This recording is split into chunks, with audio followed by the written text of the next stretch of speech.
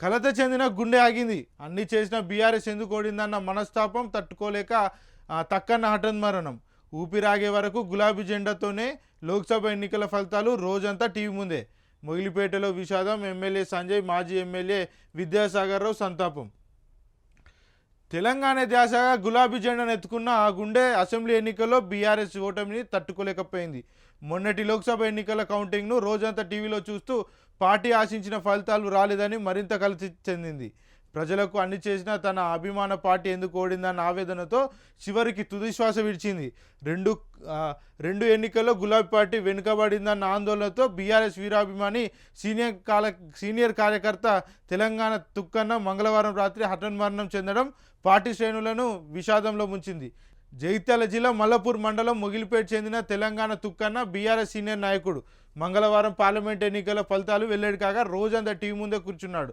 తెలంగాణలో బీఆర్ఎస్కు ఆశించిన ఫలితాలు రాకపోవడంపై తీవ్ర కలత చెందాడు.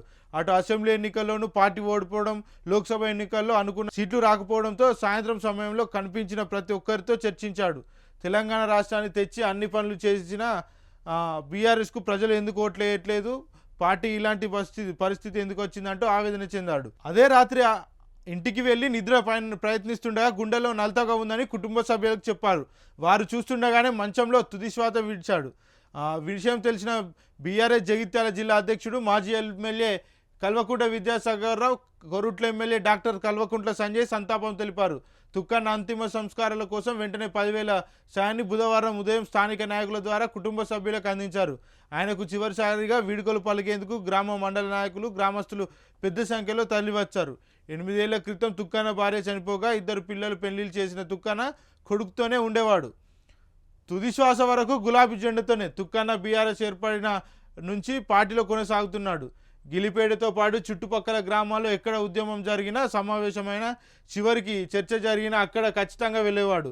ప్రతి సమావేశంలోనూ పిడికిలెత్తి జై తెలంగాణ, జై జై తెలంగాణ అని దిక్కులు పిక్కటిల్లేలా నినదించేవాడు. ఉద్యమ సమయంలో కల్వకుంట్ల విద్యాసాగర్ రావును గుర్తించి ఆయనకు తెలంగాణ తుక్కన్నగా నామకరణం చేశారు.